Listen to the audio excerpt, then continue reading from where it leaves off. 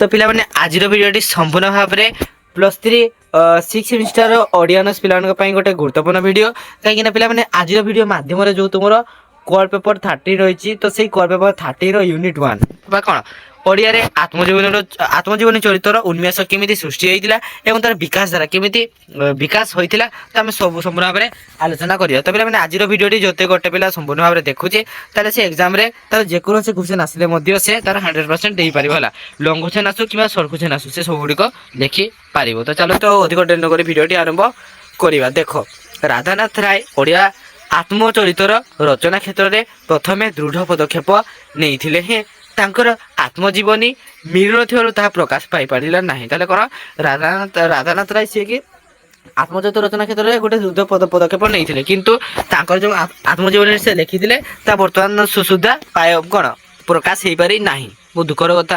फल फकीर मोहन सेनापति आत्मजीवनी चरित ओडिया साहित्य में प्रथम आत्मजीवनी भाव में प्रतिष्ठा लाभ करते कौन फकीर मोहन आत्मजीवनी चरित हूँ ओडिया साहित्य में प्रथम आत्मजीवनी है आत्मजीवन साहित्य है ओडिया रे केतेकांश संबलपुर हैतश्रेणी पत्रिका 1915 मसीह प्रकाशित होता कौन यार केतेकांश कौटी प्रकाशित पाई ना संबलपुर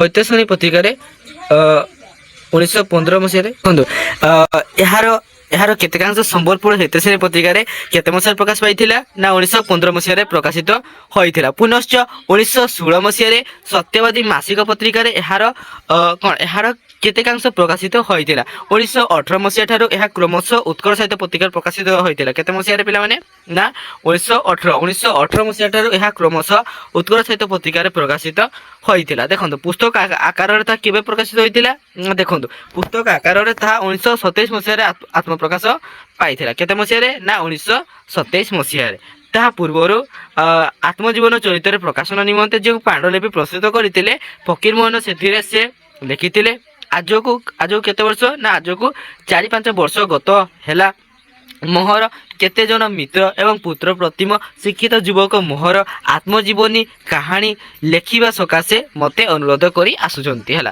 तापर देखिबा देखंतु तेबे दुसाहसिक कार्य रे प्रवृत्त हेबार गोटे मात्र कैफियत अछि एवं देखंतु अदूर भविष्यत रे अनेक गुडी आत्मजीवनी लेखक आम मानकर एही पवित्र जन्मभूमि रे विचरण करिवे यह मोर ध्रुव विश्वास मु सेमानकर पई मात्र मूलदुआ प्रस्तुत करूअछि। एही पुस्तक कौन हाँ यही पुस्तक रचना शैली अत्यंत मनज्ञ उपन्यास सुलभ शैली रे रचना होइथिबारु पाठक मानक द्वारा आदृत एकाधार रे कौन उपन्यास भरी रचित होइतिला हला ऐतिहासिक तथ्य और साहित्यर अनुपम माधुरीमारे विमंडित होई यह कालजयी हो पारे। ए संपर्क में विशिष्ट समाजक किए ना नटवर सामंतराय कहते जे गल्प और उपन्यास रचना शेष करी स्रष्टार प्रतिभा आत्मजीवन में हस्त देइथिबारु जीवन चरित उपन्यास सुलभ वैचित्र्य परिपूर्ण हो उठी उपन्यास जनित कल्पना और सृष्टि सौंदर्य एथिरे प्राधान्य लाभ करिबारु यह सत्य वास्तव घटना संबंधित एक मनज्ञ उपन्यास परि कौन अनुमित होता है। देखो एथिरे घटनागत वास्तवता तत्कालीन ओडिशार सामाजिक राजनैतिक शिक्षागत सांस्कृतिक साहित्यिक तथा अर्थनैतिक परिवेशर जे सार्थक रूपायन यह कहवा बाहुल्य मात्र। डॉक्टर लाबण नायकंकर मतरे वस्तुतः ओडिशार ऐतिहासिक राजनैतिक सामाजिक और साहित्यिक डॉक्टर किए ना लाबण नायकंकर मतरे वस्तुतः ओडिशार ऐतिहासिक राजनैतिक सामाजिक और साहित्यिक परिवेश तथा विविध समस्या सहित फकीर मोहन घनिष्ठ भाव में संपृक्त थिले एवं तांकर आत्मजीवन चरित हेउछि जे एगुड़िकर निर्भुल दलील। देखंतु जनचंद्र मिश्रंकर लिखित आत्मचरित्र नाम हेउछि कौन ना जातीय जीवनर आत्मविकास।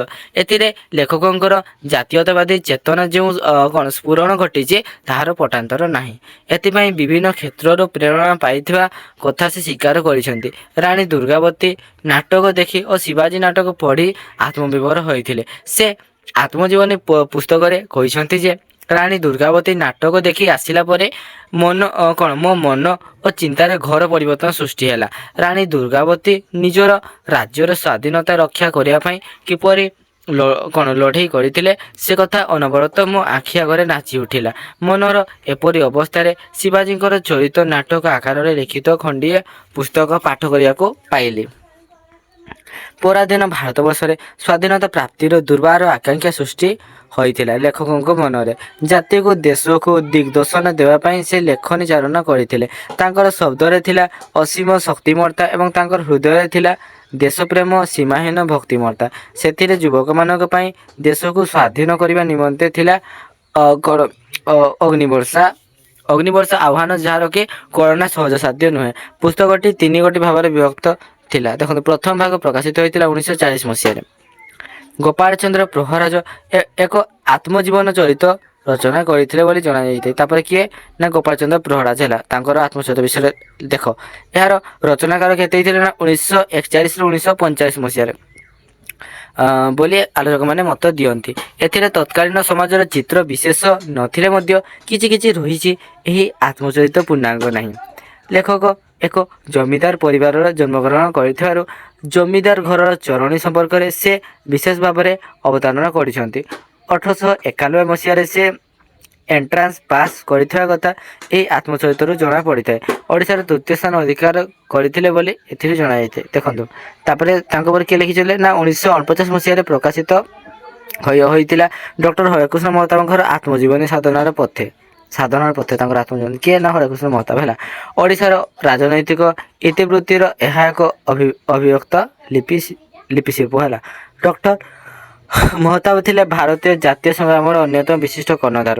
ତେଣୁ ସାଧନାର ପଥେ କେବଳ ତାଙ୍କର ନିଜର ବ୍ୟକ୍ତିଗତ ସୁଖ ଦୁଃଖର କଥା ନୁହେଁ, ବରଂ ଏହା ତାଙ୍କର ରାଜନୈତିକ ଜୀବନର ସାର୍ଥକ ପ୍ରତିଲିପି।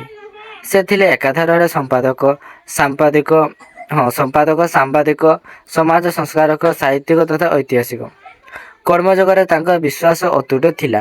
ଅଭ୍ୟାସ ଓ ନିଷ୍ଠା ବଳରେ ଯେ ଅସାଧ୍ୟ ସାଧିତ ହୋଇପାରେ, ଏକଥା ଉକ୍ତ ପୁସ୍ତକରେ ସେ ଉଲ୍ଲେଖ କରିଛନ୍ତି। ନିଜର ଜୀବନ କ୍ଷେତ୍ରରେ ଏହି ତତ୍ତ୍ୱକୁ ରୂପାୟନ କରିଛନ୍ତି। ମାନବିକ ଆବେଦନ ଉପରେ ଗୁରୁତ୍ୱ ଆରୋପ କରିଥିବାରୁ ମାଟିପାତ୍ର ତାଙ୍କର ମମତା ଥିଲା ଅସାଧାରଣ। ସମାଜକୁ ସୁସ୍ଥ ଓ ପୂର୍ଣ୍ଣାଙ୍ଗ କରିବାର ପ୍ରୟାସ ତାଙ୍କର ଥିଲା। ଜୀବନ ଜଡ଼ିତ ରଚନା ପ୍ରସଙ୍ଗରେ ମଧ୍ୟ ସେ କହିଛନ୍ତି, ଜୀବନଟି ଜନ୍ମଠାରୁ ଆରମ୍ଭ ହୋଇ କି ମୃତ୍ୟୁରେ ତାର ଶେଷ ହେଉନାହିଁ। ବହୁ ଅଭିଜ୍ଞତା ଓ ସାଧନ ପ୍ରତ୍ୟେକ ଜୀବନ ବହୁ କାଳରୁ ଅର୍ଜନ କରିଆସୁଛି, ବହୁ କାଳ ପର୍ଯ୍ୟନ୍ତ ସେହିପରି କରିଚାଲିଥିବ।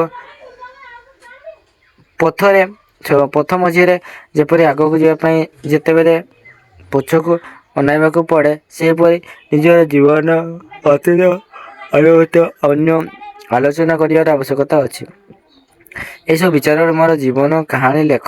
ସାଧନାର ପଥେ ପୁସ୍ତକଟିର ପାଠକୀୟ ଆବେଦନ ଯଥେଷ୍ଟ। ଉକ୍ତ ପୁସ୍ତକରେ ଲୁଣମୂଳ ଆନ୍ଦୋଳନ, ଗାନ୍ଧିଜୀଙ୍କର ଓଡ଼ିଶାରେ ପଦଯାତ୍ରା, ଅଗଷ୍ଟ ବିପ୍ଳବ ତଥା ସ୍ୱାଧୀନତାକାଳୀନ ଆଶା ଓ ଆକାଂକ୍ଷା ତଥା ଅନୁଭୂତି ସ୍ୱର୍ଣ୍ଣାକ୍ଷରରେ ଲିପିବଦ୍ଧ।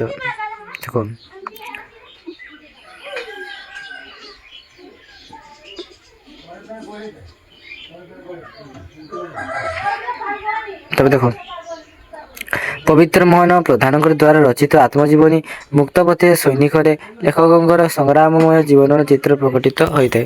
ସ୍ୱାଧୀନତା ସଂଗ୍ରାମରେ ଝାସ ଦେଇ ସମାଜର ସର୍ବାଙ୍ଗୀନ ବିକାଶ ନିମନ୍ତେ ଯେଉଁସବୁ ପ୍ରଯତ୍ନ ସେ କରିଥିଲେ, ତାହା ଅକପଟ ଅଭିବ୍ୟକ୍ତି ଏଥିରେ ଦେଖିବାକୁ ମିଳିଥାଏ। ପୁସ୍ତକଟିର ପ୍ରଥମ ଭାଗ 1948 ମସିହାରେ ପ୍ରକାଶିତ ହୋଇଥିଲା। ଭାଷା କେତେକ ସ୍ତରରେ କୋମଳ ଓ ଅନ୍ୟାନ୍ୟ କେତେକ କର୍କଶ ହୋଇଛି, ଏ ସମ୍ପର୍କରେ ଲେଖକ ମଧ୍ୟ କହିଛନ୍ତି।